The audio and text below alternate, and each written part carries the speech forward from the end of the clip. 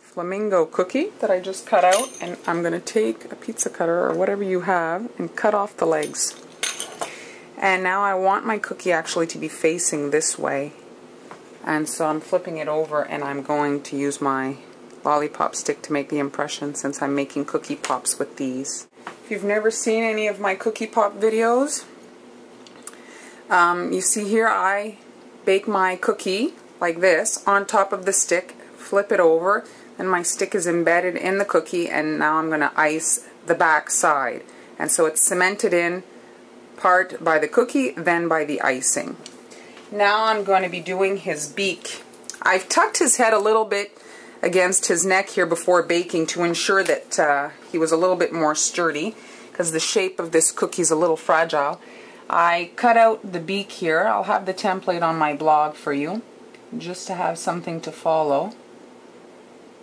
I don't want to have the neck on because my shape is not the same. Like I said, I pushed it against the cookie, and now this part here will be pink and his little beak will be yellow. So you can just add your little line there to follow on all your cookies.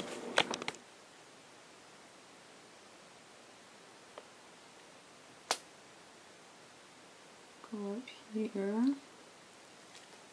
There we go, and now just flood that up.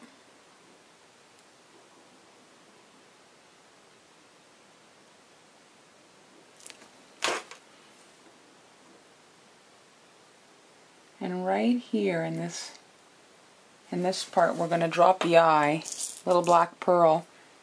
These make, whoops, I got a silver one. These make the best little eyes. And you don't have to mix a batch of black. There we go, perfect.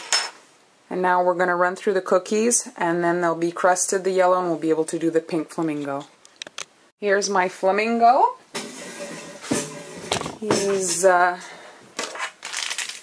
He's all ready. Now I'm going to pipe the other one just to show you how I did it. You can see here the icing hides the stick perfectly.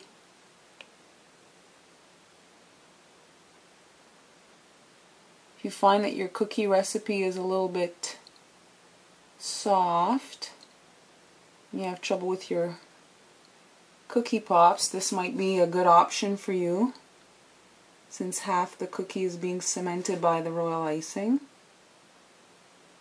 And royal icing is cake cement.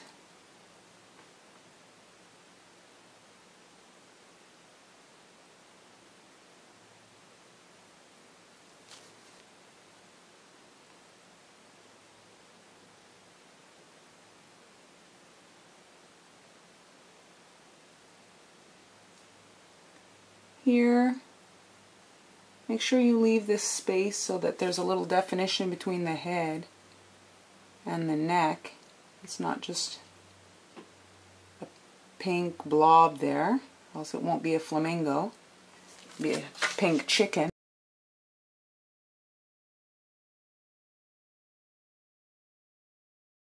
Here, give it a little shake to get the wrinkles out.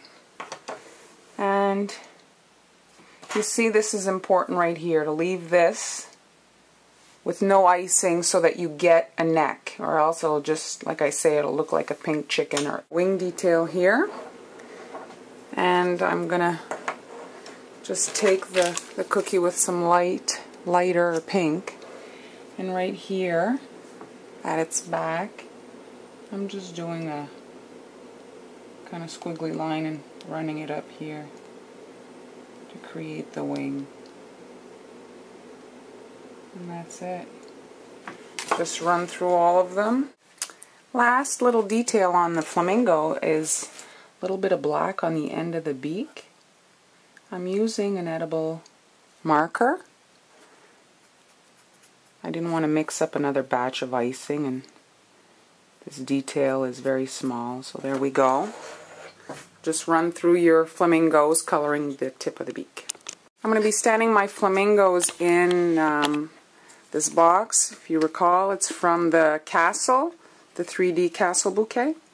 And so I'm putting 9 flamingos in here, 3 rows of 3. And for the first row, I'm just going to take my shears here and just point the lollipop stick. I'm not really going to take from the length because I want them to be tall. Now I'm just doing this for the video. If I was actually preparing this, I would individually wrap the cookies for them to stay fresh. Now this is the first back row, and now I'm doing the next row. My flamingos are facing the other way, and now I'm just clipping about an inch off of those. You can stack them to get the correct height. I want them to be a little bit shorter.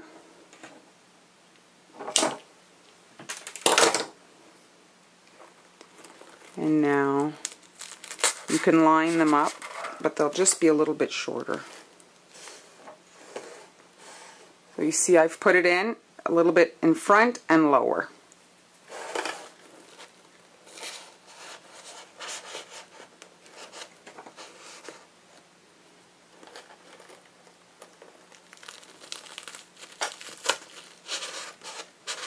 Now for the last row of flamingos, I'm going to cut about 1.5 inches shorter.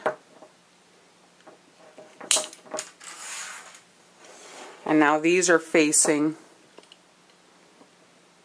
the other way, so they're kind of alternating right, left, right. And again, at the same line as the back one, but facing this way. Not a hard bouquet to assemble.